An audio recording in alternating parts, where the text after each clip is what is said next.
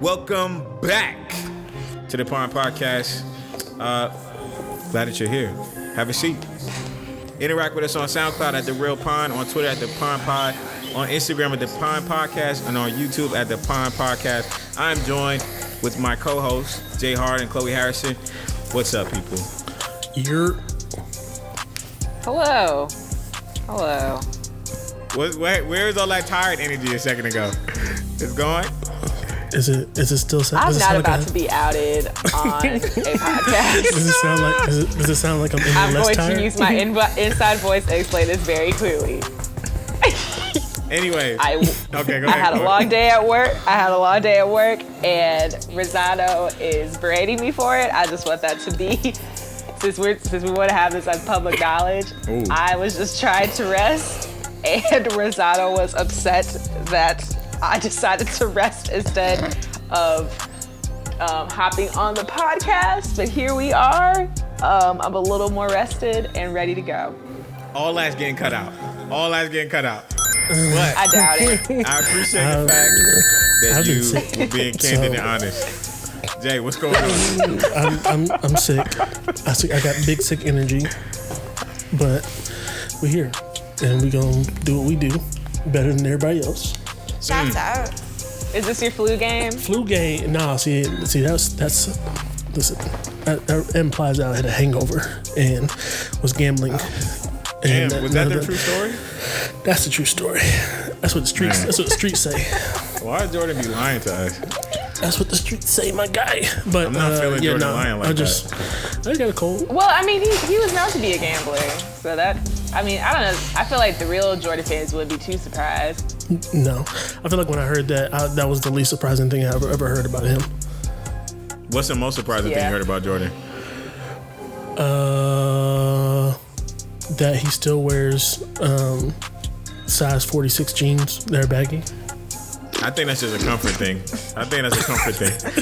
But Those Hanes are supposed to be a comfort thing. You gotta dress with some style. Jordan probably don't even wear his own underwear, so he, Man, come on now. I don't know. All the trash he talks about today's plays, you gotta be able to come back with some swag. Gee whiz. It is funny though that he that y'all heard the story about him being I guess they were on a vacation and he just happened to be out and about with like Tom Brady and all these folks and they played a pickup basketball game and he just trash talked Tom Brady the whole entire time, calling him all kinds of words outside the pocket. I love it. All kinds of names that Jesus would weep about. I love it. All the things that Jesus would weep about. That's funny. Yeah. Here's the craziest thing I heard. Oprah interviewed him and Charles Barkley. Charles Barkley said they were out on the street and the homeless man walked by. Homeless man asked for some money. Jordan smacked Charles Barkley's hand and said, if he could ask you for money, he could say, welcome to McDonald's. That was the most disrespectful thing. On top of Jordan busting the Knicks behind every year. Jordan the wild boy. No, but that's not just disrespectful. That's just like, come on now. Like, you can see that either way this man is struggling. Just help him out. You know, you don't have to make it a spectacle. Just help somebody. Be of service. Promise. The worst part, too, is that Jordan was busting the Knicks behind for my whole young life. So that's another disrespectful thing. Ain't got nothing to do with what happened on the court. On the court, he was a killer. So shout out to him. Yeah. Respect. Shout out to Jordan. You got to be nicer to people. You know, you got people killing themselves over your shoes. Come on now. Oh, we just attacked Jordan for some reason. You know? Well, I mean, I didn't appreciate the welcome to McDonald's comment, to be honest. I was just like, yo, come on now. Oh, you heard about that too? Yeah, well, I saw the Oprah clip. I was just like, if you're in a position where you can, donate somebody some money and not be affected financially, be of service to others, because it all comes back. But yeah, you got people killing each other over shoes. I remember one time in 2011 when the Concord 11s were re-released at Greens Point Mall in Houston, Texas. Y'all had people losing their mind over these shoes, cutting holes in the ceiling of the Foot Locker. This one dude got robbed at McDonald's. I will never forget that because it was on Fox 26 the next morning. And, people were dying over these shoes that cost like maybe $12 to make and they sell them upwards of $200. I'm like, man, come on. Damn, Jordan. Come on, y'all can help some of these people out. Well, listen, I didn't want to roast Michael Jordan like that. But I do want to to ask you guys to provide the people some info on how they can interact with you. I'm at Closer Talks. Most recent thing I tweeted, and I want to give a shout out before we get started. Bob Lee is retiring from ESPN. Yeah, 40 years. Outside the lines. After 40 years.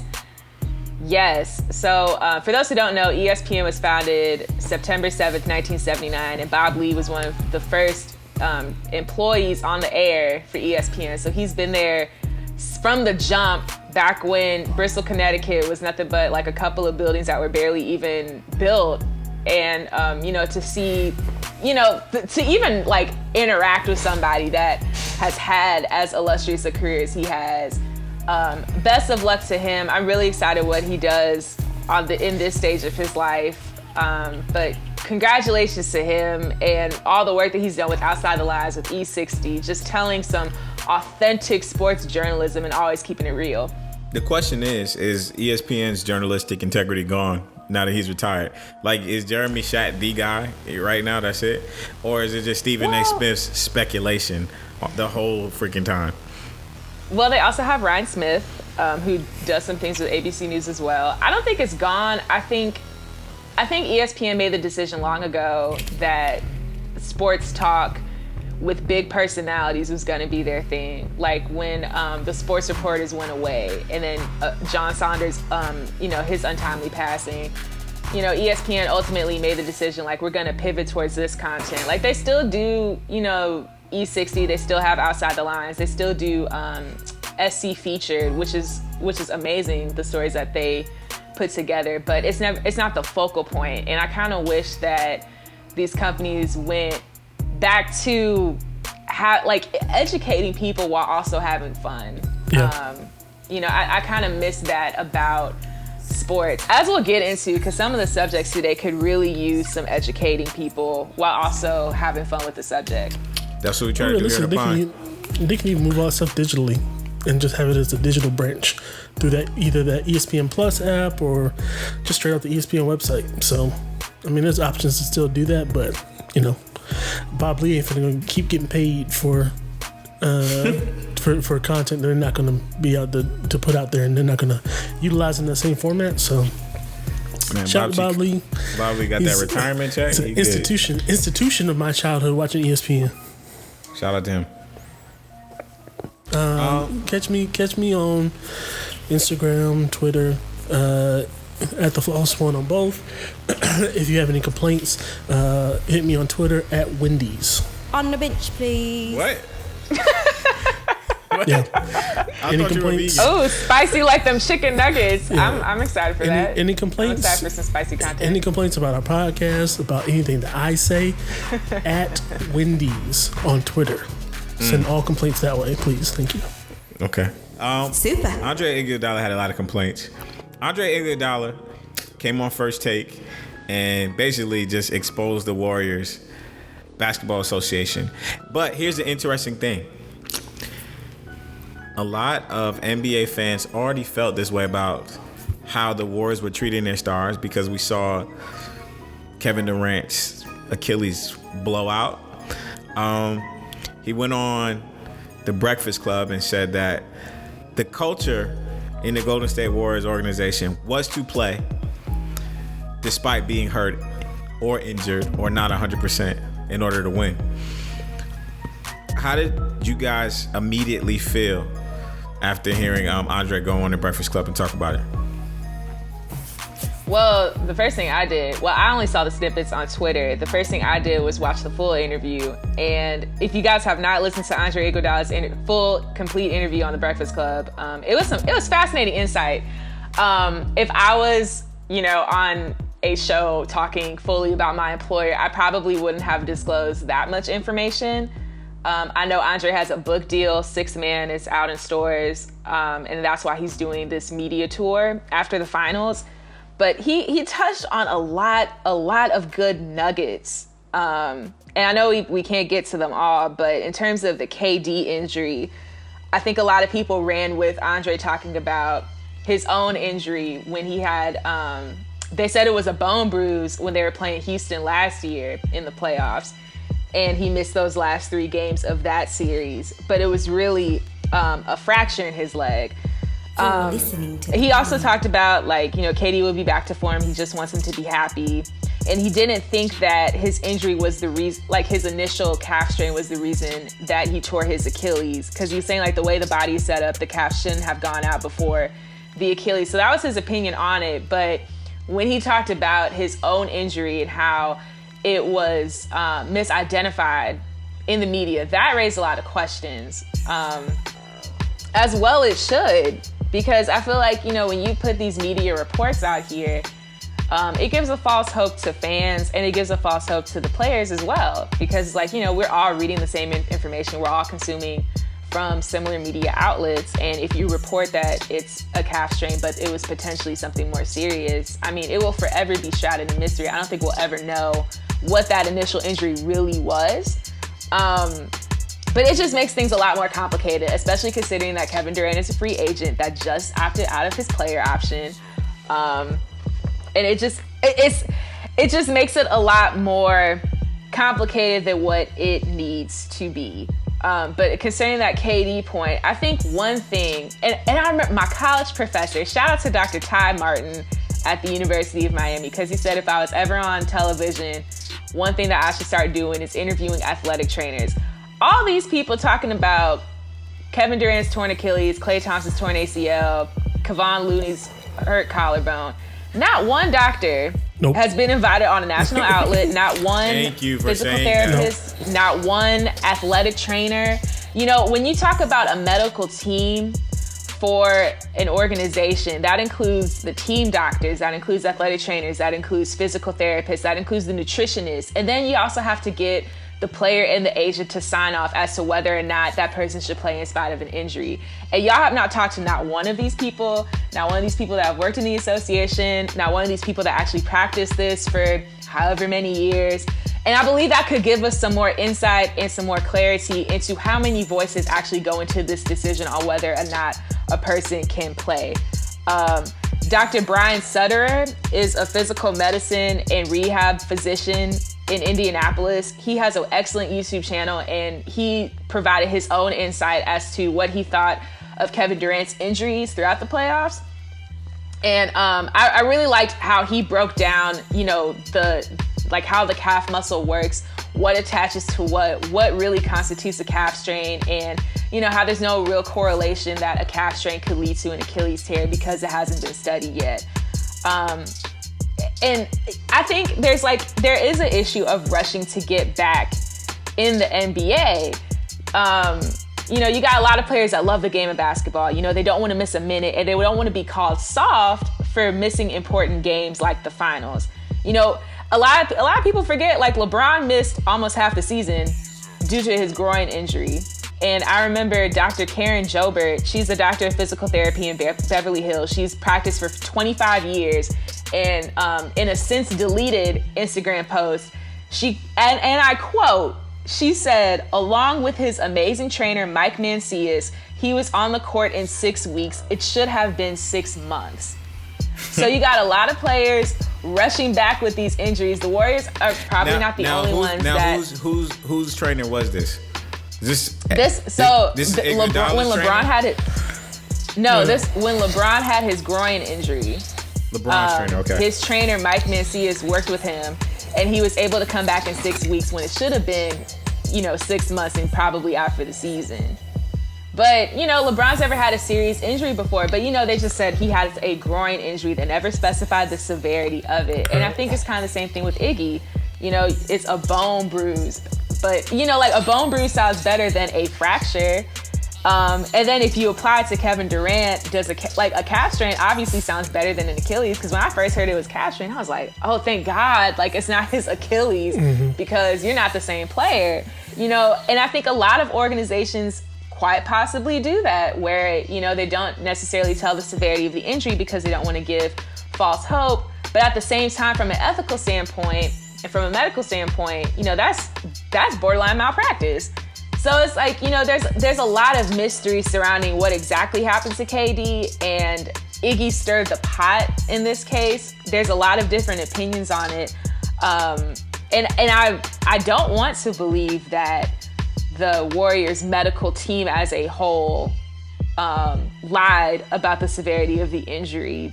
But, you know, being in the media climate that we are, like, you know, and just given the lack of concrete facts that we have, like, all we can really do is speculate. Yeah, I mean, he already kind of backtracked a little bit, talking about how good that staff actually is. So, but I think one of the points that I heard earlier today, I think this was maybe Jalen Rose, but they were just talking about, you know, that culture of just being an athlete, and not just NBA specific, just being an athlete, period. Like, you know, they don't have to say, hey, you know, you can heal quicker than that, get back on the court. It's more like, hey man, we really could use you out there, or hey, you know, we're so much better if you're going to be on the court. You know what I mean? Like saying little things like that, tapping into a player's tenacity, a player's will to want to play and be out there and help the team. Like teams do that all the time. Coaches do that. Other players do that. Like hearing that, and like that may have, you know, motivated him to push him to maybe try to push it harder to maybe jump back on the court quicker than maybe he should have, which may be leading to some of the discontent that they talk about behind the scenes of him not being happy with the organization, happy with his teammates, or whatever it may be, feeling like they pushed him to be back sooner than he needed to be. I think the other piece that Jalen Rose was talking about was the team doctors, the athletic trainers, all that stuff. At the end of the day, they work for the team, and they're going to operate in the best interest of the team, not necessarily the players themselves. So one of the things he was recommending was that whatever happens to you, if you get injured, you need to always go get an independent second opinion from somebody else who doesn't operate with the team, somebody that you can trust, that you can put your faith in, to get that second opinion to really verify whether or not you're truly hurt or not, or what the severity or what the depth of that injury may be. And we don't know if KD did that. I don't know if KD did that specifically, but that brings that question up into the discourse as well. It's all right. Well, yeah, did they really give him the full context of what he actually was? How hurt he actually was, or did they hide some things, or just give him pieces of that, or just articulate some aspect of it? Right? You would hope that they are being true and honest and transparent about the level of what that injury may be. But I think that with Iguodala, I think the Mark Jackson stuff was stuff that we already assumed, but him verifying that blackballing piece about him being blackballed around the league, it was eye-opening to me. Back to KD and Iguodala's injuries and Klay Thompson's injuries. The head athletic trainer for the Golden State Warriors is a guy named Drew Yoder. Most of the athletics training staff have only been there since like 2017. Most of them are new to the role of position. This is me looking from the outside in, but the Golden State Warriors were in a position to close out this decade as the team that won the most titles in one of the most condensed periods of time. Their rise to the top was like rocket fuel. It was immediate, and all the pressure for them to be so successful this season was like really on. They're leaving their original stadium in Oakland and moving to a new stadium. You want to close it out with the victory. You want to close it out with the championship parade. You want to close out Oracle Arena on a good note. And so if you look at everything that transpired and how the team broke apart with DeMarcus Cousins hurrying back after he had a quad injury. If you look at KD, probably, I think it was a tear in his Achilles, and then actually being pushed to play and it ruptured. Those two marquee players rushing back to win the title, despite the fact that they were additions to a championship team, shows me that there was a lot of pressure for some reason on the Warriors organization to win now, even though they had won before. And it seems like with these guys not being in these roles, you know, for longer than 5 years, you know, and being with the Warriors like from the beginning of their title run to now, like there's an assistant athletic trainer that's been there from 2017 to 2018. That's the earliest date when it comes to like training or sports medicine. There's a new director of sports medicine. He was in that role in 2018. So it just seems like they had all these assets. They were like, we have to win now. We need to close it out now. And they weren't really considering the players' health at the end of the day. It was more so about winning. I think that's why when Klay Thompson went to go play, after he tore his ACL, and went to play. You know, they were like, no, we don't need this bad PR. We can't have you just completely ruin your leg trying to just force it out here. We already did that with KD. We already did that with Kevin Looney. We're doing that with DeMarcus Cousins. And so that's why I respect Kawhi so much for going against a winning franchise, a championship franchise, a storied franchise, saying, no, I don't feel right. And I'm not playing until I feel right. And he actually said that in the press conference. So I like the fact that Iggy, who honestly, his career is unquestioned. Like, he's a NBA Finals MVP, multiple time champion, dunk contest winner. Like, he has accolades. For him to step up and say what he did about the organization, such a powerful organization, the way he did, with 1 year left on his contract, I think they owe him $17 million. I'm proud of him. I appreciate that, because it sheds light on a culture that doesn't really value the players when they need to. You know what I mean? I think that the NBA is one of the organizations where the commissioner really values the players. But when it comes to winning, there's still this culture like, I need you out there no matter what. And in retrospect, it could damage the player's future. So shout out to Iguodala. Shout out to Kawhi, but he also, for betting himself too. I'll say shout out to Iggy, but he also was trying to sell a book. So I don't believe it had anything to do with the book. What book money can he? I don't think so either. Well, I'm saying that's what I'm saying. Like, you know, because $48 million he's like with the Golden State Warriors. That's what I'm saying. Yeah, he's also looking at like what the post career stuff is, right? Like, the NBA is going to end for him, right? So he doesn't have anything to lose. He really doesn't have anything to lose. Like, he's gonna move on. He's gonna go. He's made $166 million over 16 years. What's your point? Antoine Walker he doesn't need book money. He doesn't need book money. Antoine Walker did too, and he was broke. That's not the point. My point is he's only there because he's on a book tour. That is because of the book. He's trying to sell a book. Yeah, he's only in that interview because of that, though. Yeah, he's but only this story there because of that. Jay, this story that he broke today I guarantee you that's not in the book. The book's been printed already. He's only there to talk. He's only there because of that book, right? He's having some foresight and thinking past because his career's gonna end, right? I think he's very smart and cares about his players, the guys he battles with. I didn't say that is independent of my point. That I agree, and he's trying to sell a book. It's a yes and not a yes but. It's a yes and not a yes but. He's looking at what this post career part is. Like, he's selling a book, he's drumming up interest in a book. Yes, like, hearing that, I guarantee people are going to go flock to go see that. But I didn't know he had a book until this. I didn't know he had a book. I'm not trying to read the book though. The Mark Jackson stuff might be in the book. But that's you. The other people who are seeking out, like, people are going to go read this book now. Guaranteed. This is not any different than any other person, any other personality or athlete or anybody else that when they go on a media tour, right? They are trying to drum up interest. I'm not saying that he's wrong or that he's not doing a noble thing, but he also, I guarantee you, if he didn't want to talk about it, he wouldn't talk about it. That is still a calculated move to drum up interest. He's never been the one to shy away from hot topics. That is still a calculated move to drum up interest in selling a book. I appreciate it. I'm glad he's transparent. I think it's important to be transparent and share those things. And also, he's trying to sell a book. Okay. The Mark Jackson stuff will be in the book. That probably will be in the book. And Andre Iguodala stated that Mark Jackson, he felt, was blackballed by the Golden State Warriors. I'm not sure about that part, and this is why. If Mark Jackson wanted any coaching job in the league, he could get it. We joked around about this on the podcast earlier in past episodes, where you, Jay, said that he was one of the most qualified people to get a job. And I think most of the league agrees with that. For him to be for the Golden State Warriors to blackball him, and so he's not getting a job.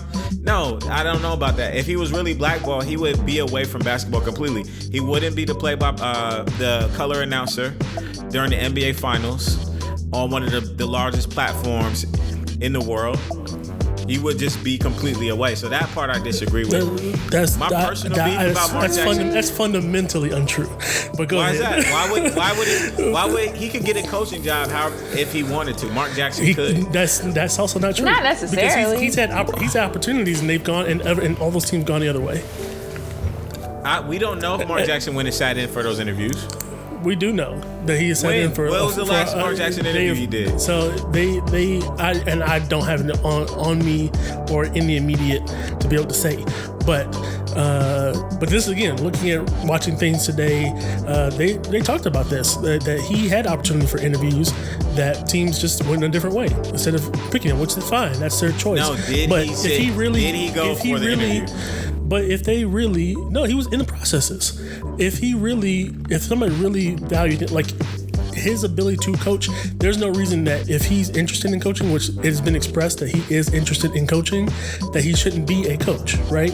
Similar to just how they treat quarterbacks, how in NFL, especially black ones, like this happens 100%. All the coaches that get recycled around the NBA, and if he has an interest in coaching, there's no reason why he's not coaching right now. And our understanding, I totally agree. Our understanding is that he wants to coach. So why isn't he coaching? So there's no other explanation. Because we never heard Mark Jackson say, "I want to coach." So before we get started, I am speaking. This is my personal opinion. This has nothing to do with my employer. This has nothing to do with my partners. I need to put that out there as a disclaimer. I don't think he has to validate that to us. I mean, I'm sure Mark Jackson's gone to plenty of interviews and has been beaten out by plenty of teams. If a league decides to blackball a coach, that they enact that, unfortunately. And I do agree with Andre Iguodala that Mark Jackson is blackballed for whatever reason. Because every time we have these conversations about coaching changes, somebody always asks, well, why isn't Mark Jackson considered for that role? Or, why is so-and-so getting recycled around the league? And, knowing so-and-so's playoff record and things like that. I do believe that, I do believe that he's blackballed. So, okay. I would say he might enjoy just doing the color commentary. There's a lot of coaches that end up doing that. Because there's a lot of coaches that do that, but at the same time, you can enjoy it and be blackballed. Jeff Van Gundy. Do you think Jeff Van Gundy? He doesn't want to coach. He's flat out said he doesn't want to coach. Exactly, and I think that's. But Mark Jackson has not. Yeah, he hasn't. Mark Jackson hasn't said that, but for him to be broadcasting, a team that he almost built, right? He didn't have a choice in that. Yeah, but people that have been blackballed from organizations are completely separated from them. They're the one. Not necessarily. Not necessarily. What? That's not true. Okay. Look at Monique. Monique is still in the entertainment industry, and she talks full well about being blackballed by the entertainment industry after winning that Oscar for Precious. She talks about Netflix blackballing her. No, but even after that, what was usually when you win an Oscar, especially for an acting role, you were getting movies off the rip. Yep. What was the next film Monique was in after Precious? I don't know. I have no idea. Exactly. Exactly. She was still out here trying to be a comedian, trying to be an actress, but she got blackballed by the industry, and she talked about some people that could, some people from the black entertainment community contributing to that as well. And then the Netflix thing happened. Yep. But it does happen where you can be fully active in the industry and still be blackballed. And Netflix didn't blackball her. They just lowballed her in terms of money. In terms of what she perceived her value was, they didn't offer her that. They offered her a special on Netflix. They just didn't offer her the money that she thought she deserved. That's a distinct difference with that. But I think those are two. You can have a partnership with an organization, and that doesn't mean that the ESPN is beholden to the NBA. You know what I mean? ESPN doesn't have to just do what the NBA says per se in terms of it doesn't. Who we that have would be broadcasting. Journalistically Correct. incorrect. So that's what I'm saying. There's no reason why he can't broadcast and be an announcer for the NBA, but not be able to be a coach. That's completely independent of each other. Wow. I just personally think that this is now me. Mark Jackson is beloved by the NBA, and I can't see the Golden State Warriors you know, and talking over the commissioner of the league and being like, But hey, the commissioner Mark can't Jackson is just can't not make going to him a be coach. part of this league. I Well, can't see the commissioner that. can't make him a coach. Listen, Colin Kaepernick is blackballed in the Commissioners NFL. can do right? whatever they want to do. Commissioners of But the leagues can do whatever they want to do. Colin Kaepernick is blackballed in the NFL, and every owner sit here and tell you that he's not. But everything they did, Right. and Well, that's a everything they different did league, in terms and of how that's they. why I said that. And that's why I We're said talking what I about, said. but you just said blackballed. Period. You said nobody can be Yeah, you blackballed. did. said nobody can be You did say in blackballed. what sense Is being has anyone blackballed ever been blackballed and not and have- still trying to be Yeah, active? cool. I'm just saying, if you heard me earlier, I separated the NBA from the NFL. It's two different leagues. They operate completely differently. They move differently. The people that they But want there's to work for them are similarities. different. But It yeah, is there are still similarities. It is still a league. Yeah, It is still a league, and it is still a business. Correct. And Absolutely. my That's correlation correct. to it is if the owners get together and say, nah, guess what? No, it's not happening. And that's the same thing that happened with Kaepernick. Why the Baltimore Ravens coming out there and talking about something? Well, we want to poll the fans and see if they want him to. No, Yeah, shut but up. Mark Jackson and Shut up. Colin Like- Kaepernick are on two different levels. It's completely different. Correct. It's not the same. Being blackballed is the same. What I'm talking about Yeah, is but I'm taking the point that Mark Jackson, I don't feel like he's been blackballed. See, Colin you don't Kaepernick feel is like not that, going to but be the in owners- Colin Kaepernick's not going to be in a booth talking about the NFL. You know what I'm saying? He's not going to be doing color and even for a preseason game. You know, they have completely been like, you are over there when it comes to this sport. Mark Jackson he is also very much well liked the within the NFL league. at that He's point. also they've also But that's incorporated him into the finals. Your impression of that is ESPN loves him. Great, cool. What does that got to do with the NBA owners? NBA owners have no say on who's NBA players love commentating Mark on those Jackson. games. The NBA What's your players love point? Mark They don't Jackson. sign coaches. The It players does- don't sign coaches either. LeBron does. What you mean? talking about? LeBron is a different institution.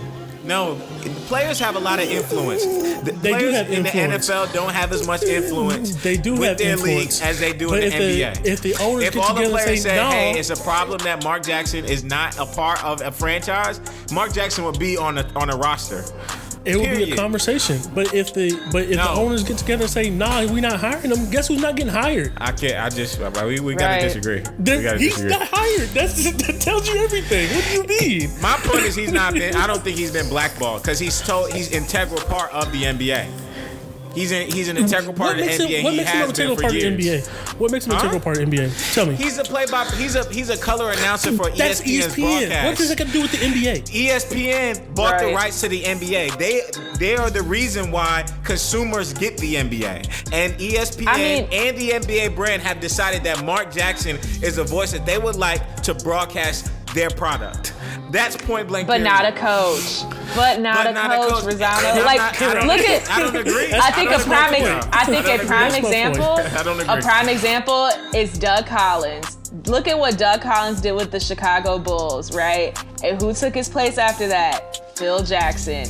Doug Collins used to be an analyst on ESPN, but was Doug Collins getting coaching jobs? No. It is possible to cover the game you love while at the same time being rejected for coaching positions. Okay. It is possible. Okay. It is possible. We're gonna move on to this. Go ahead. And then think about but then also my last point go is ahead. again. My last point is his whole Ooh, you beef was sound with ownership. His whole beef was with ownership, Yeah, I right? think y'all so are wildin'. if the ownership gets together and says, all right, they fired him because basically they didn't get along with him. They didn't think he gets along with anybody outside of team. Right That outside is of a players, fact. That is a fact. Players, period. So if I listen, I'm listening. I'm here. I've been listening. I work in a field that I watch people do this. That people in leadership positions and people who are the decision makers get together and they look and observe and see people that they perceive to be troublemakers. Guess what they're going to do to their friends who have jobs? They're going to tell them, hey, don't do that. Don't do that. It's just going to bring you a headache. Don't do that. 100%. And he was a headache for the ownership of Golden State. So why wouldn't they say that to every other team? He built the Golden State Warriors into what they are. That might as well be erased from history because guess who won? Because guess who won championships? Well, guess who's still relevant? Steve Kerr. Yeah, because No, Mark but Jackson's Mark Jackson is still relevant. No, Mark Jackson's still relevant. He's not coaching, and there's a reason. He's not coaching. But I mean, like you could say, like I said, people could have the same argument with State. Doug Collins. People could have the same argument with Doug Collins 30 years ago. Doug Collins built that Chicago Bulls team, and Phil Jackson was the one that ended up winning the championships with them. You know, same thing with the coach of the Lakers before Pat Riley. And Pat Riley won in his first year, you know, with Magic Johnson. So this happens. Like, you know, history definitely does repeat itself. Like, you know, people can have these conversations. And, I mean, it's unfortunate for Mark Jackson that he has to consistently watch the team that he built compete for championships without him. But this does happen. Like somebody blackball, who would be subjected to that purgatory, like daily? Like, who would do that? Him? He's just built for that? He's just built to do that. No, it's not about being built for that. It's just, I mean, that's unfortunately. And he's blackballed from the NBA. That's what I hear. But because that's what's happening, Rossano. Like it's not necessarily his fault. It's just the way the cards fell, and it's just the way the cards fell against his favor. And the reality is, and that's the frustrating thing about being blackballed, and he is. Correct. And they don't have to go into it. Like, he can go to a job interview, and they can interview him all they want, but then just pick somebody else. Right? Yeah. That's still blackballing. That happens a lot. I can give you opportunity and just say no, because I need to keep this facade on that you're a qualified candidate, but I'm going to say no. Okay. That's the whole Colin Kaepernick wasn't getting tryouts. Colin Kaepernick wasn't even getting tryouts. Yes, he was. Yes, he was. He got one workout. 100% were looking at him and just saying, nah. Okay. No. That's him. He was truly blackballed. He definitely was black. I hate to sue the NFL. Okay. Yeah. I don't think Mark Jackson cares. I don't think Mark Jackson cares enough to have to go that route, right? But I mean, there is definitely a reason why that he isn't coaching, and the only people that really are going to know why he isn't coaching is him and the owners of the teams. I think he likes those ESPN checks. It looks real suspect. Okay.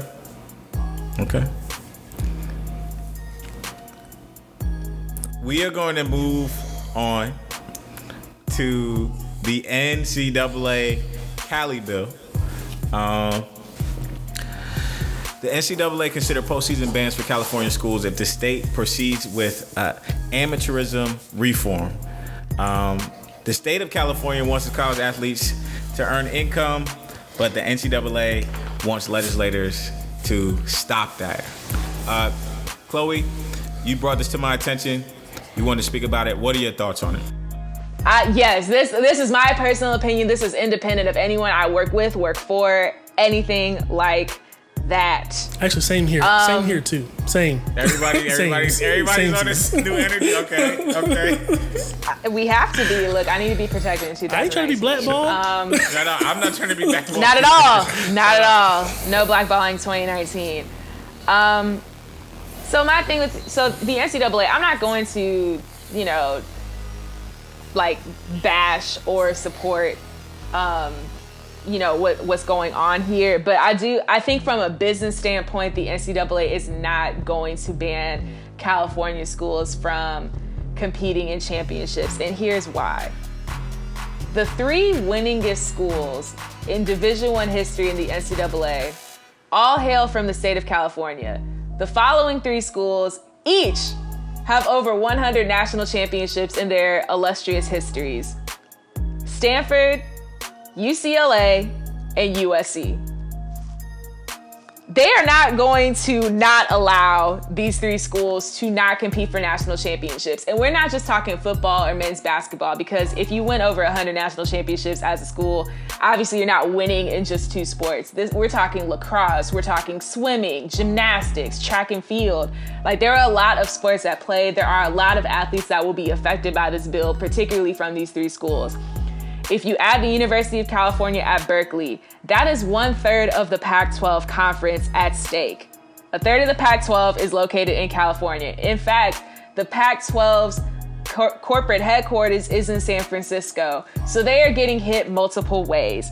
If you do that, if you take away the rights for a school to compete in a national championship in any sport, you are decreasing viewership and For all of us who work in the media industry, we know that if you decrease viewership, you are decreasing ad sales, and that is money that is being left on the table. You're also going to see a decrease in ticket sales because the games aren't going to mean anything. Like, who wants to watch friendlies for the rest of their life? Nobody. I want to see some competition. So it's going to hit people in pockets multiple ways. And I do believe that if this went on for a long period of time, billions will be lost out. Billions. Because college sports can generate that kind of revenue. I think the second reason why this isn't going to work, there's going to be a loss of access to free education across all divisions. This not only affects like the Power 5 conference schools like the Pac-12 schools I just mentioned. This also affects other schools in the UC system like UC Irvine, UCSB. This affects Division II schools like the Cal States, where you had the Carmelita Jetters of the world coming out in track and field. Division III has a different system when it comes to offering a student athlete a scholarship or some sort of discount on an education. But still, a lot of athletes are about to be affected in the state of California, and they're going to lose access to that education. Therefore, they may not be able to afford to complete a degree. The third reason why, and I cannot find it for the life of me, but I know recently that, I think last year, the NCAA had proposed this hybrid plan for revenue generating, for athletes in revenue generating sports, where they're going to try to work towards a solution and dip their toe in the water to see if they wanted to start paying players or give them some sort of stipend. Financial compensation. And it was going to be it was a stipend. And exactly. And I don't know why I cannot find the article for the life of me, but it was something that the NCAA considered. So to change their tone within a year to saying that we are going to potentially ban California schools from not competing, I just think it's too stark of a change per se.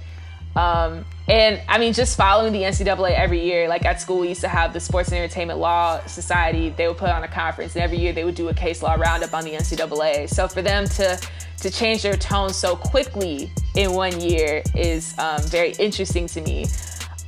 Fourth reason, I think if USC was the school it was 15 years ago in football, this would not be a conversation. If UCLA was in the John Wooden era today, this would not be a conversation. They would not try to take away from the success of these blue blood schools in their respective sports. If they were the schools that they used to be, this is not a conversation at all. They would not want to run that risk of taking away from the California viewership, from the California sales, from the California dollar. So I just think overall, the NCAA, I think they'll threaten, of course, but I do think that especially in an era where more and more people are providing perspectives on whether or not athletes should be paid, and as this becomes an increasingly real conversation with the Ed O'Bannon case, with the loss of NCAA football, with Northwestern trying to unionize, these are some issues that the NCAA is going to have to tackle on their own. And I just think from a business standpoint, it's not smart to block an entire state, and a money-making state at that, from participating in national championships. You're listening to The Facts. Prime. And there's only something like 20, 25 NCAA institutions that aren't in the red in terms of revenue generating for their athletics. And I think the ones that you named were all the ones from California that are in that 20 and 25 number, next to UT Austin, Tennessee, Michigan, Ohio State, some of those super big power conference schools. But it's just there's no way they're gonna do that, because along with everything that you said so eloquently, the CSU and the UC system would sue them too. You know what I mean? Like that's right. That's lawsuits coming from everywhere, and they're not gonna want to deal with that. It's the NCAA is a joke, for lack of a better phrase. I remember vividly being in grad school, getting my master's degree in sports management from the number 7 graduate program in the world, Georgia State University.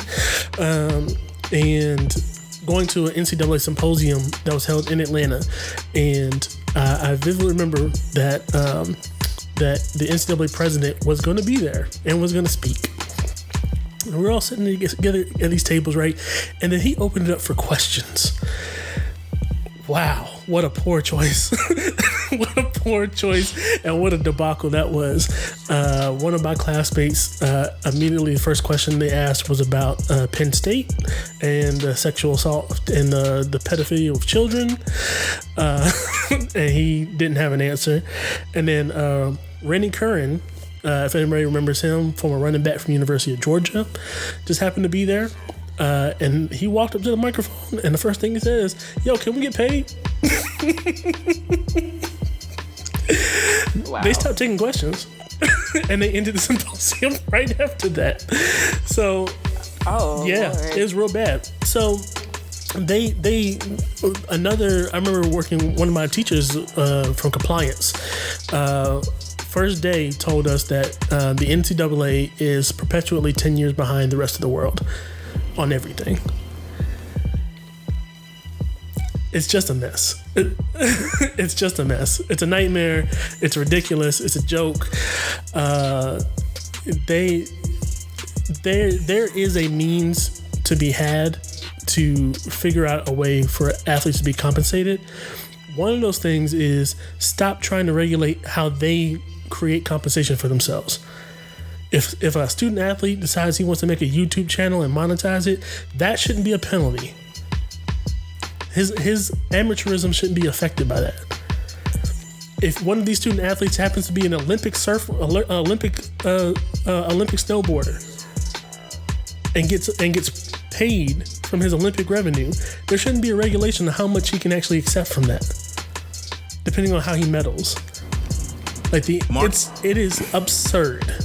Go ahead. Mark Emmert has constantly, I've been doing papers on the NCAA and how they could implement paying players since I was in college. And Mark Emmert, who's been the head of the NCAA for the longest, has always been reactionary. And it seems like we go through these cycles where we're not talking about college athletes getting paid, and then it sparks up, and then he makes a statement or some kind of media or propaganda comes out to quell it, and he says, we're making progress, we're exploring things, and it's been constant.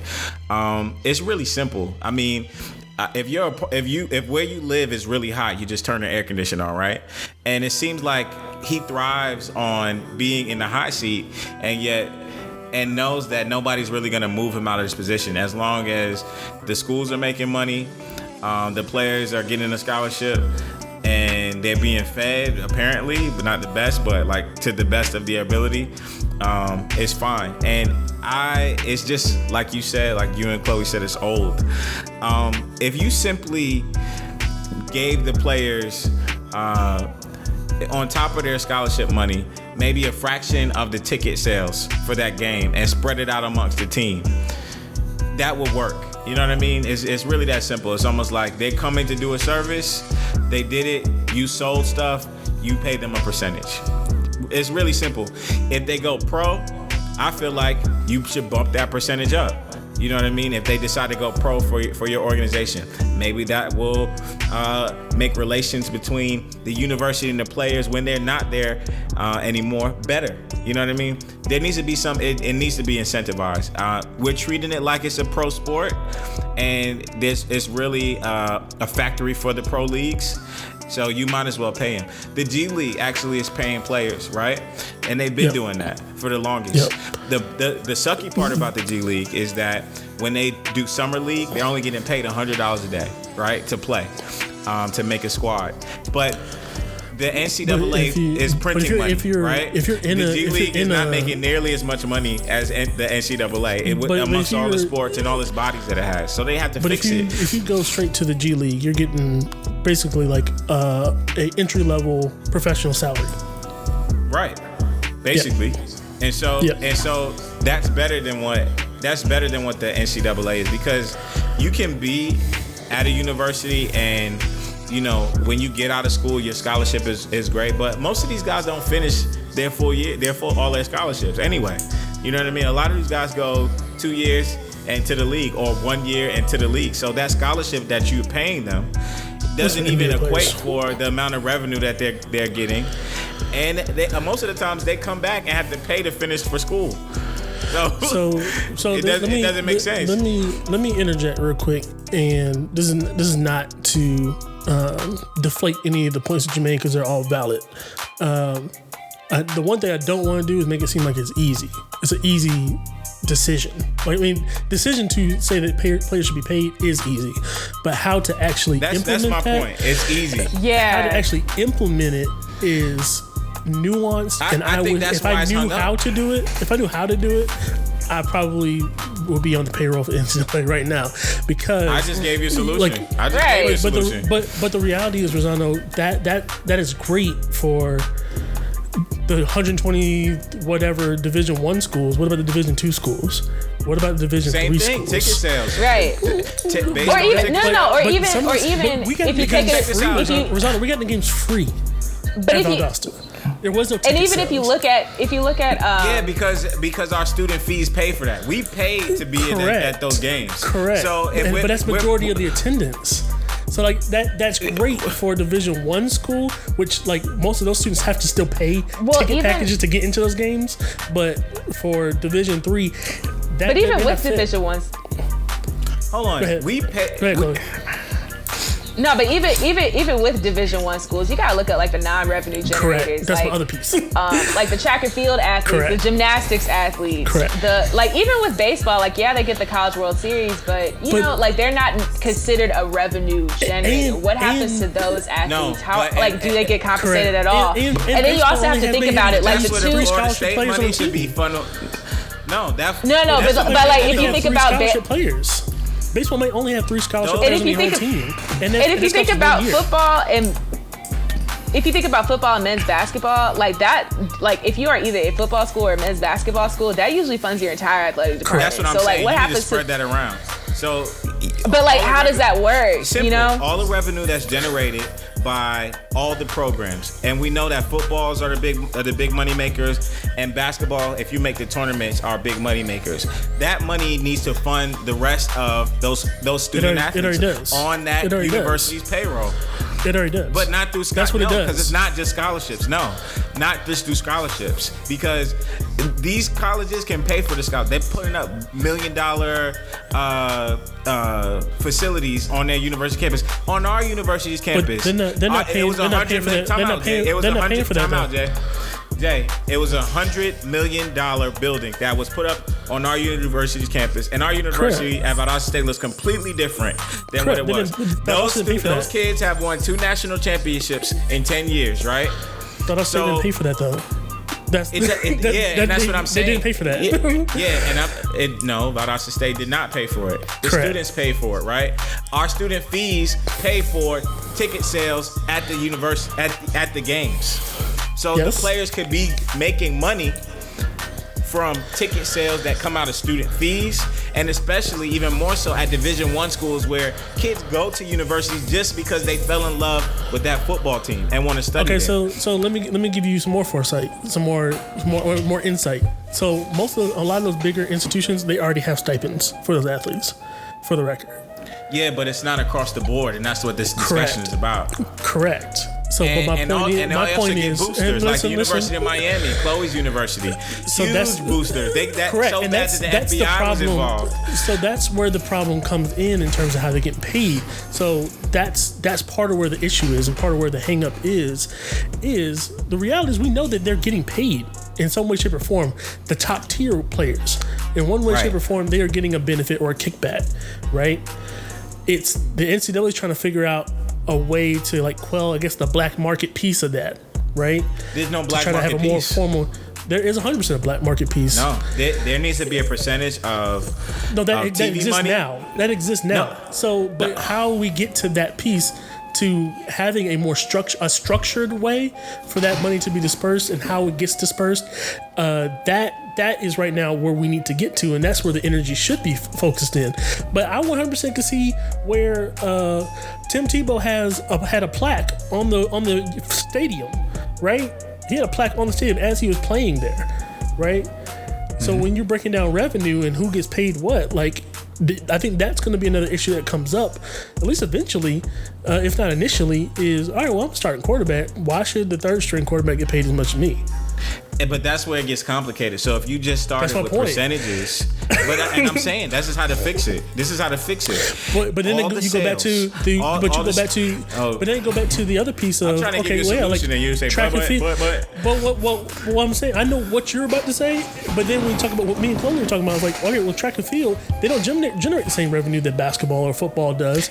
So why would basketball break that money down? If you listen to me earlier, the money. So LSU football, right, which generates millions of dollars yearly, right? That needs to be dispersed. Well, that's partially from the Tiger Athletic Fund. That needs to be dispersed amongst all of the athletes what is the that university has on what scholarship. What is the incentive for LSU football to do that? What do you mean? There's it's extra money. That's it's not their money, incentive. but it's their money. No, and to Jay's point, And to Jay's point, the University of Texas has an entirely different fund that is only for football to use. It's separate from the university and it's separate from the rest of the athletic department. And that's why the University of Texas is one of the highest revenue generators when it comes to college football in the United States. It's up there with Alabama. I think it's like over 200 million or something crazy. Yep. But yeah, like the University of Texas, their football fund is separate. Well, but it's separate from the rest of the sports, and it's like, they have to figure out other ways of how that athletic department is going to thrive. They also have a network because of football. And then you also have to think about private schools. What is it? The realignment, the entire divisions in college football, entire conferences is based on football. and basketball. Right, conference realignment, and then you also got to think about student population, the fact that like schools are private, because like Miami's a private school. In case people didn't know, USC is private, Stanford is private, and private schools are different. Some private schools you think they have the money and they probably don't. Correct. So, how HBCUs? How do HBCUs keep up in this game? And right now, even in Georgia, HBCUs, 3 HBCUs about to get kicked out of the whole university system of Georgia. Money generating programs, sports programs, need to combine their funds with whatever other money that the other sports generate and disperse it equally amongst the athletes that they have on payroll or scholarship. That's a great idea. But the football team and basketball teams ain't not gonna do that. Well, they're just not. Right. We live in a capitalist society. I don't know if you're that's saying they're not going to do that. But they're not. The problem is that they're capitalizing off these players. So I'm trying to give you a solution for it. And that's the point. That's what I'm saying. So you're saying they're not going to do it. Correct. That's not going to happen. They haven't tried it. They haven't tried it. Rossano, they haven't even tried it. They've made decisions on complete conference realignment based on football to meet the needs of football without the consideration of those other sports. So why is San Diego State? Right, like look at U of H. Generate the most money. Correct. So why would they care about giving the money? U of H tried to run the Why would they care about giving the money? I just made my football team. My football team is the most important thing. Not getting paid. My football team is the most important thing at this institution. We were going to realign the conference my football team generates the most revenue. They think they're the most important piece. Okay, we generate the most revenue. We're going to realign and change to it. We're at West Coast school. We're going to play in the East Coast Conference. Hey, tennis, baseball, softball. I don't care how y'all got to navigate it. Y'all figure out. Y'all do fundraisers. Whatever you got to do. We're good because we got money. So what incentive would they have to share that money? And the head coach of Clemson football got a $10 million extension. $10 million. Okay. 100%. Jimbo Fisher got $80 million A&M. That's 100%. What does that have to do with what I said? Listen. That's one man. $10 million is going to that one man, okay? So the money is available to distribute and disperse amongst all the student athletes on payroll at every university, especially for the D1. And what is the incentive for them to do so? And that's where because you're going to continue to get pressure from the media. You're going to continue to get pressure from the players. You're going to continue to get pressure. 50 years. The NCAA has had pressure. And that's what I said. The NCAA has had pressure since HBCUs. The NCAA has had pressure since HBCUs were at the forefront of college football when it came to black athletes. And that was 50, 60 years ago. Like, people don't remember the Grambleys and the Morgan States that were popping back in the 60s. Like, the NCAA has always had this pressure.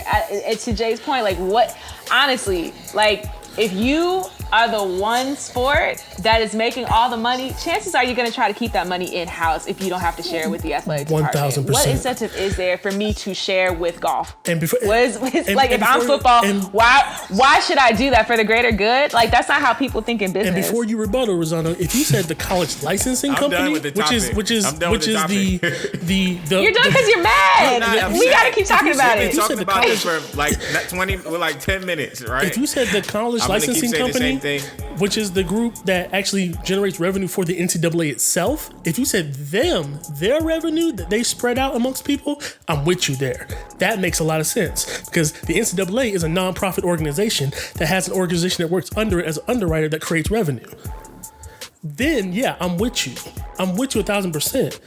That other piece makes sense. Yeah, it makes all the sense in the world. That option always exists. They don't do it, and they won't do it. So, how does the NCAA quell that problem? Yeah, take the ownership over it. You are a nonprofit organization that runs an organization that generates for profit. So use those funds. You're selling Johnny Manziel jerseys in the NCAA store, but the student athlete can't make money? Get out of here. You take that money and pay them from the jersey sales. The NCAA owns that responsibility. You brought the solution right there. NCAA owns that responsibility, not necessarily the member institutions. You just brought a solution, Jay. I thought about this a long time. I know you did. So you just the NCAA come listen to the pod, and hey, there's a guy, Jay Hart, real name no gimmicks. He just let y'all know how to make it happen, how to make it work. They won't do that shit either, but that's what needs to be done. So we basically right, like they were just not doing anything. It's gonna stay how it is. I disagree. It's gonna change soon. I think that's the starting place. I think that's 100% the starting place because if you have a team store that sells a jersey that has a number 15, University of Florida, everybody knows Tim Tebow, right? Cool, you have to put a name on it. We know that's Tim Tebow. That's the whole issue with NCAA football game, right? But if you're gonna generate revenue, and I know for us NCAA, go ahead. Yeah, and like for us at the University of Miami, we had to stop selling certain jersey numbers. We only sell the number 1 because it's such a generic number that like no one's really worn it and been famous off it. Like we used to sell 47 for Michael Irvin, or like the jerseys up in the 90s with like Warren Sapp and Ray Lewis and The Rock, but they had to stop that because it was an apparent violation that was like, oh, you're selling the name, image, and likeness of, even though they're former athletes, like they were still college athletes. So I do think it starts there with the jersey sales. Because there are a lot of schools that still sell those jerseys. To your point, like Florida with 15, or like LSU, the Playmakers number is number 7, and that is still very much in the bookstores. So yeah, we got a solution right here. We just gave it to y'all for 20 minutes straight. Look, listen to us. Write it down. Take notes. Donald Trump. I think it's just a matter of implementation. Yeah. Donald Trump is now currently beefing with another individual or group of individuals. This one specifically, the U.S. Women's National Team, who's, shout out to them, they're doing really good in the tournament. But when asked whether they were going to be present at the White House if they won the World Cup, Megan Rapinoe said, we definitely won't be there. Win or lose, I'm not going to the effing White House. This was a video posted by 8x8 magazine, and I want to know how you guys feel about people being so vocal in regards to taking their sports and their talent in their hand and being defiant to foolishness that's going on outside of the lines. Well, for one, I mean, if I was president of the United States, I would wait until after the tournament was over to invite anybody. I don't know, it's just like, just given the track record of how this presidency has gone, given the track record of how athletes have not gone to the White House, and some have, but most haven't, this doesn't surprise me. Like, Megan Rapinoe has the right to be mad, being a person of the LGBTQ community and seeing a lot of LGBTQ discrimination under this administration. She has the right to be mad about that, and she has the right whether or not she decides to go to the White House. But yeah, in terms of inviting them so early, the quarterfinals are Friday, and like the women's national team has not missed a semifinal ever in Women's World Cup history. And I don't expect them to Friday, even though they're one of the only non-European teams left in the tournament. But, you know, it's like they got a game to focus on, you know? And I'm honestly surprised that she even gave as thorough an answer as she did. But, I mean, like, they got a game to focus on. Don't invite me while I'm out here busting my butt overseas in France, you know? Like, wait till after we get back. You know what I'm saying? Like, don't be asking me that. And then, you know, like I said, it's just... It's so, like... It's petty. Basically, it's petty. It's petty. It's like you already know the answer. You know, we've seen what the Warriors have said time and again. The Raptors don't even have to come because they're not an American team and yet they won an American championship. You know, we've seen what certain Pats players have done.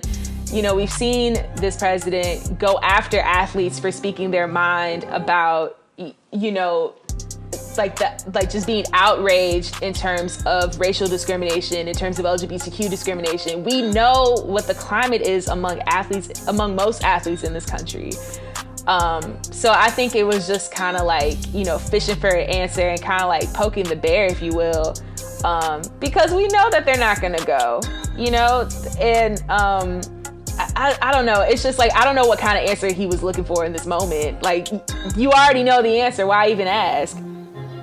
Right.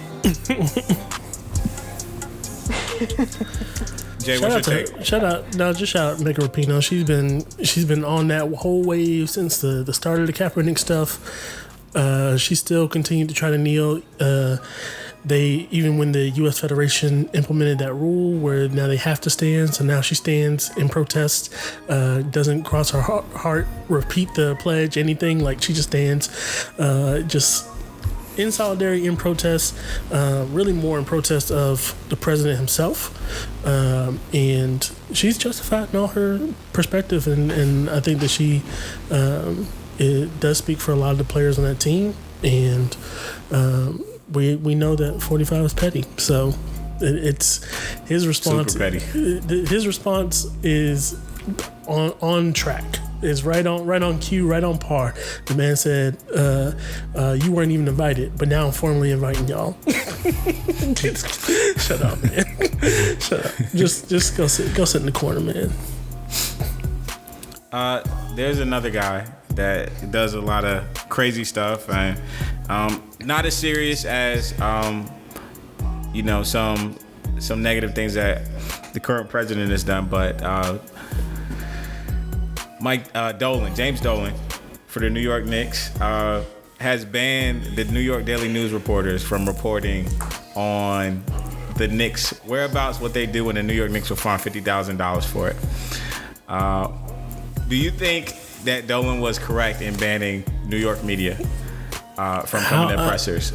Coming to pressers. Like, how can he ban them from writing about them? No, he banned them from coming to pressers. Specifically. But they're still going to write about the pressers. Yeah, they're going to write about the pressers after looking at it on YouTube or whatever platform, the website. But how do you feel about them banning them in present, like from them being present at the pressers? No, it's dumb. I just think it adds to the toxicity that people feel about media. And, you know, being someone who works in the industry, someone who aspired to be in this industry in the first place, it's sad, you know? Because you do have some journalists out there that really want to get down to the heart of the matter. And, you know, that might be their sole employer in terms of getting a story out and, like, really asking some tough questions, right? But then you have some people that, you know, may not take they may, you know, insult people because they have the platform. And some people may have hurt enough feelings to where they want to ban an entire organization from even going to the presser and asking questions. And it's just, I don't know, you know, like we have the First Amendment for a reason. I don't know if I necessarily agree with, you know, like if you have reporters on your staff that are actually reporting quality journalism, like, I don't see why there should be a ban. But if you have someone that is spreading misinformation and, like, you know, like false pretenses and just trying to get people riled up for no reason, that would be a cause to ban. But I think I don't know. I think it's just like it sounds to me like he had a personal vendetta with the New York Daily News and decided to ban them. But you're supposed to be the face of New York, right? You play in the Mecca, you play at Madison Square Garden. You're one of the biggest franchises in NBA history, and yet y'all only have 2 rings. People are gonna ask questions that are gonna hurt some feelings, and they may be like questions that are what people want to know. They may be questions that are worded properly. They may be questions that they weren't meant to just like poke nerves and poke fun, but it comes off as that, and you get offended. But I don't know if that necessarily gives you credence to ban an entire newspaper over, your personal feelings. It's kind of like when he banned that fan, and the fan was out of line. The fan wasn't out of line. The fan was not out of line. The fan was correct. Like he said it, he stated an opinion. He said you need to sell a team because you're doing a bad job when it comes to like our public perception. And Dolan's reaction was uncalled for. The fan was completely right. I mean, he paid his tickets to be open about how he felt about the franchise. He saw a product, he didn't like it, he made a statement. It was a live review of the New York Knicks that day. I joked on James Dolan after doing that on our Instagram page. Now here's the weird thing. I watched the RJ Barrett presser. I heard the questions that they asked that young man, and they were being flagrant. And it wasn't questions like to test his mettle or something, but they were those questions where Russell Westbrook looks at the report like, what did you just ask me? Like, why would you ask me a question like that? Just to get a rise and a rile and create some division within the franchise. So I got to give a shout out to Knicks Nation right now, because Knicks Nation is like all these reports by Stephen A. Smith. Everybody saying KD's coming there. Everybody saying Kyrie's coming there. Y'all are just making money off of speculation, and nothing's factual. Nobody from New York Knicks ownership said we are actively pursuing Kevin Durant or Kyrie Irving, and they have the resources, the cameras, the reporters to do so. They have their own networks, and nobody's saying that, right? So this is where the media gets out of control in regards to what is going to happen in free agency. I pride us on saying what should happen, what would work with the team, why this player should go there, not this person. I heard from that this person said that Kyrie's coming. I heard that this person says AD's going to the Celtics. I heard that's rampant speculation, and it creates like this sense of hysteria when it comes to free agency. And it's all good and it sells. But for Knicks Nation, I love us being like, we're gonna build gradually. We're going to build through the draft. We're going to get young players. And if the free agents come or don't, shout out. And that's the energy we need. So if a New York Daily News reporter says, you guys didn't get Kyrie Irving or Kevin Durant, does this mean you have a failed season? And RJ Barrett is literally sitting there on the podium, and this is about him. And Ignas Brazdeikis is sitting on the podium, and this is about their first day being in the league, and you ask that question. I think this is one of the smart decisions that James Dolan said, because $50,000 is nothing to him. But he made a statement like, don't ask dumb questions during this rebuild. So shout out to him. Now the media is going to react like, oh, this is a violation of the First Amendment and this and that. But let's think about what the reporter asked and how it would make a young man feel when he's new. And I know you're in New York City, and I know that you're expected to get this kind of treatment and energy, but he hasn't even laced it up. And you literally are bypassing him at his own presser. Well, I would say... So I don't have a problem. I agree with you not having the beef. Like, I don't think you should have a beef with that. But I also would say that the Knicks have own some responsibility in preparing him for a press conference. And he doesn't need the Knicks. Knowing how their media, how the New York media operates, and knowing how kind of just giving them at least some cliff notes of, hey, if you get asked something wild or out of pocket, just be like no comment and keep it moving. You know what I mean? Like being able to navigate that. RJ's done a great job handling all media. I mean, Tiffany Haddish asked him how many baby mothers he had, you know, at the NBA Awards. And I know it's fun and jokes, all right, but he handled it well. I think that his father, the pedigree of type of player that he is, can handle it. I think his father's been through this already. Not to the same degree, but to a lesser level. I think he's built for it. But I appreciate Knicks ownership and the Knicks brass, the GM, the president of basketball operations, the head coach being like, stop with all of that. We're not here to talk about that. Yeah, we're here to build. But I also think that they're still just going to open it up for more of that going forward, right? And it's just going to be. And that's why I don't want KD. I don't think he's going to sit here and pay $50,000 every time somebody does something he don't like. So you know what I mean? Got the money to do it. It does, but that's going to add up eventually. It's just stupid. It's stupid to keep doing that, right? Like just. I like that he set the tone. Invest in your media training and getting them ready for what that's going to be. Chloe? Yeah, and then it's funny. I was thinking about what you had said about RJ Barrett's father preparing him for this. Now, to switch the subject a little bit, one thing I noticed with the draft, there were a lot of second generation NBA players. I love it. So it's interesting because it's like, being that this is where the game is headed, where you're gonna have a lot of people that were like the son of XYZ. What do you think? How do you think that affects the AAU landscape, just in terms of like, the second generation kids being able to have more access, have more resources, have more insight into the NBA compared to, kids that are just trying to get in the league for the first time? It's funny you brought that up, because having LeBron James, having Dwayne Wade at their kids' AAU games present sets a precedent, and it takes ownership over this talent pool.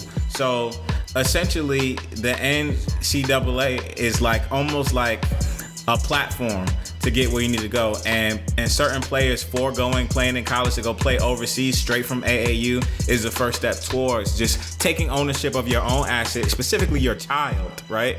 That you raised and kind of built to be this. He has your genes, he has your genetic makeup, he has some of your skill set, and you are there to handpick where he goes, to mold him specifically where he plays, and to be in his ear the whole time is really a power move. And so I really appreciate it, and I think it's great. I think that it makes it easy for those players to transition from college players and into the pros, even if they were only there for 1 year, because their fathers have already been through it. Their fathers have already kind of condensed all of that knowledge and information over 16 years, 7 years into this child, into this young man, 19-year-old kid, you know what I'm saying? And then all he has to do is take his skill sets onto the court and play. The organizations that they play for are going to realize that, because the NBA is like, oh, well, we're getting these players from two-parent homes, and we're getting these players from whose parents play, like you said, and we don't really have to do a lot. We just have to create a stable environment for them to thrive. And I think you see that with the New Orleans Pelicans. I think you see that with the New York Knicks. I think you see that with the Memphis Grizzlies. And you see Jaren Jackson and Ja Morant playing together with, and their parents and their fathers have been through this before. So I think it's great. It takes ownership. I think the NBA would love for them to funnel them to the G League after high school. To be honest, I think if the NBA had their say, they would circumvent college and go right to the G League instead of going international or even going to college for a year and doing one and done. Because I think they want to continue to expand that G League profile, and I think that would be a way to do it. The G League has to definitely put more money into it, though, for the players. Like, they don't pay as much as overseas, but still, I see what you're saying. I think that would be a good idea. For a second-generation player who doesn't need money? You think Bronny needs to make? Yeah, I thought about that too. Think Bronny needs to make money? If I'm a second-gen player, I want to maximize the amount of money I can get for my family. For that brand. Everything is about brands now. So, the RJ Barrett family is known as a basketball family. That keeps them in the United States, in the continental United States, playing professionally against NBA caliber players that they're going to end up going up against realistically at full time in the NBA. More often than not, you know what I mean? So I think if the NBA, again, as they're trying to expand their profile with the G League and expand what that looks like, I think that's going to be a big push for them, is having those conversations with those players, tapping into the AAU system and saying, hey, we got access for you right here. Come right to the G League. If you don't want to go to college and you feel like you're only going to go there just to play basketball, just come to the G League and get paid for it. Yeah, like it could either be,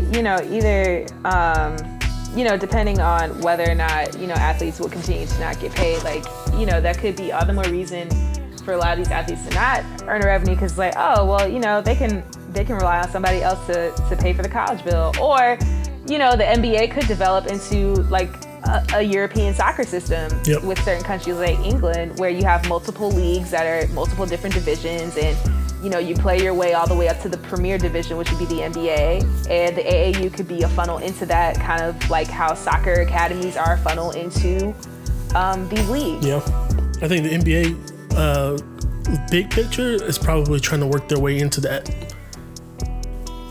Yeah. Especially as the game becomes more global and you have a lot of kids coming overseas that, participate in basketball and participate in soccer and know both of those systems very well.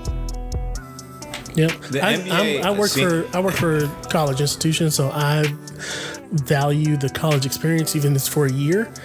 I think that's an important experience to have because it's not necessarily about the academic piece per se. Like that's obviously the end goal, but you're getting life skills. But for a second gen player who's the child of a LeBron James or Dwayne Wade or Shaq or whatever that may be, like they don't necessarily need that same kind of life development that maybe just any other standard top tier high school player would need. You know what I mean? So I think that to me is the value of what college is more than just the academic piece. It's the life skills, but that's also biased because that's the area in the realm that I work in. So respect. Houston is attempting to lure Jimmy Butler away from the Philadelphia 76ers to the Rockets. Jimmy Butler is known to have an explosive personality. He's known to bring fire and fury when he plays. Do you guys think that this would be an appropriate move for Houston Rockets to make? No. On top of the division that is apparently going on and speculating going on within the Houston Rockets organization between Chris Paul and James Harden. No. Now, see, Jimmy Butler's from Tomball, Texas, which is cool. Shout out to the North Side. And the Rockets, oddly enough, were the only team to not have a draft pick this year.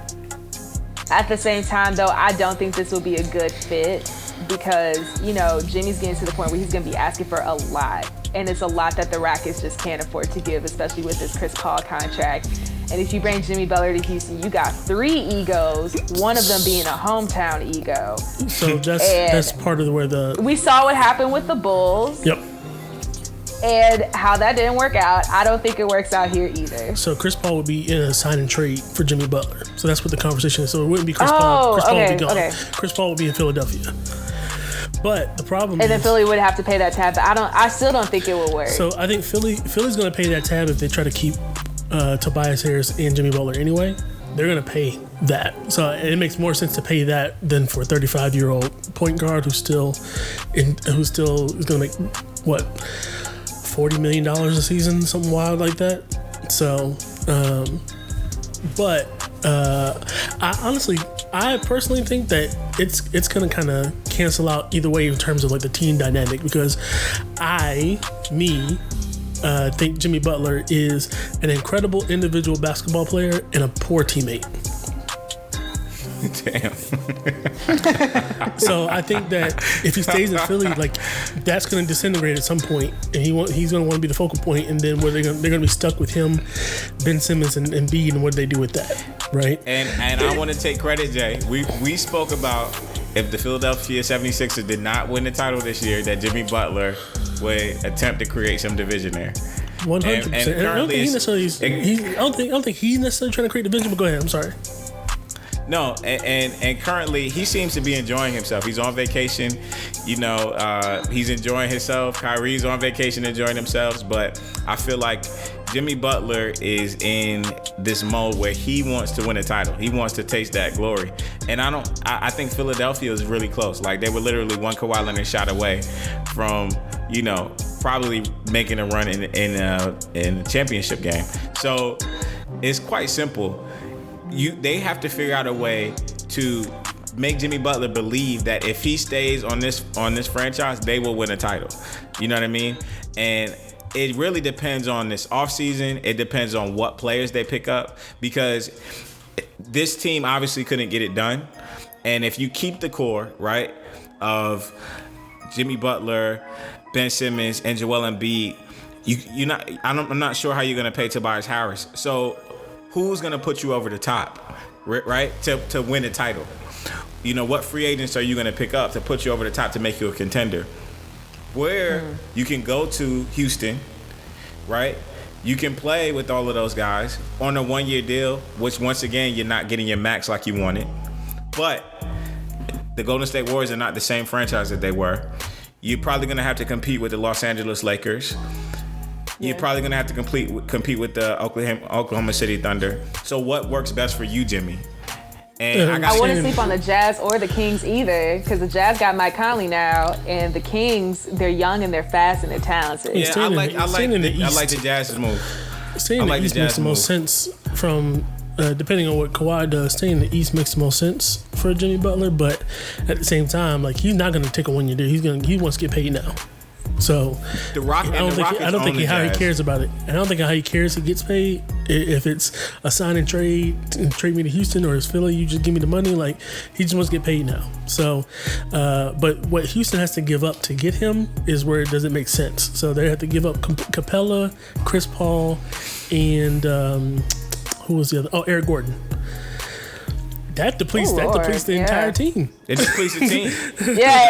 Especially Eric Gordon. Eric Gordon is like the 6th man of the year for the Rockets. Yeah, so like you're bringing in like Jimmy they brought Butler him to New Orleans for that reason. And putting Jimmy Butler with James Harden, that's great. But now who else is there?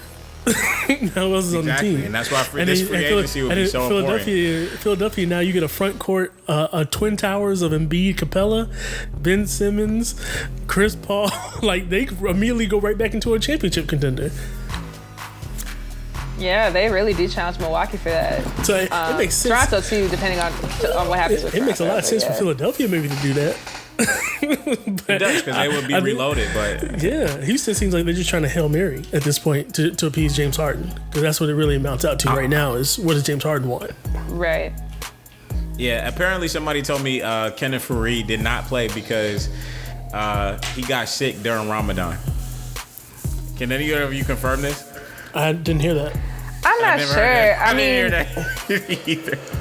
I mean, at the same time, Ennis Cancer was battling a lot during Ramadan as well. I said the same thing. Well, Kevin Durant is laid up in a hospital bed right now because of the Golden State Warriors, and he has declined his player option, right? Jesus. And I don't feel bad. I don't feel bad for Golden State. They won multiple championships. They're leaving Oakland. They're leaving all those people behind. All those people that helped build the franchise, paid the money. And to Iggy's point, like, you know, the fans that really held them down for 50 years couldn't even afford the tickets, but by the time they got to championship level. Right. So it's just like if somebody gets a makeover and they're just like, I don't know you anymore. Like, it's horrible. That's how I feel. So I think this is really like kind of karma for the Golden State Warriors. Not all of the players deserve it. Maybe some of the ownership does. But if you were an NBA franchise, would you take a chance on Kevin Durant while he's currently laid up in a hospital bed? 100%. Yeah. Oh my God. Do you know what the Heatles would be with Kevin Durant? Yep. Listen, we would be the Heatles again. Let him just take a whole year off, get a redshirt year, and then come back and be great. I'm ready for this Knicks Heat rivalry to rile up too. I'm ready for that, Chloe. But get this work then. Get this work in. Let's talk about history now. Come on now. Hey, but look, I mean, did y'all win a championship at the late 90s? I did not think so. Listen, were we relevant during the late 90s? We absolutely yes, were. y'all were. You played in a championship game and lost. How many times did we beat the Heat? Yikes. How many times did we beat the Heat? Enough for us to get Dwayne Wade in the rest of history. That's what y'all need. Y'all need to get Dwayne Wade. When's the last time y'all won a championship? Listen. Y'all haven't won a championship in almost 50 years. Yikes. Talking about the franchise, RJ. Okay. So, me as a Knicks fan, I'm not taking. Y'all took our assistant coach. Okay. I'm not taking a risk. But he wasn't the head coach winning for y'all. He's our head. We gave him the head coach work, okay? Not the assistant coach. Well, after Memphis said take that for data. Yeah. So. And Memphis, Marc Gasol just won a title. So shout out.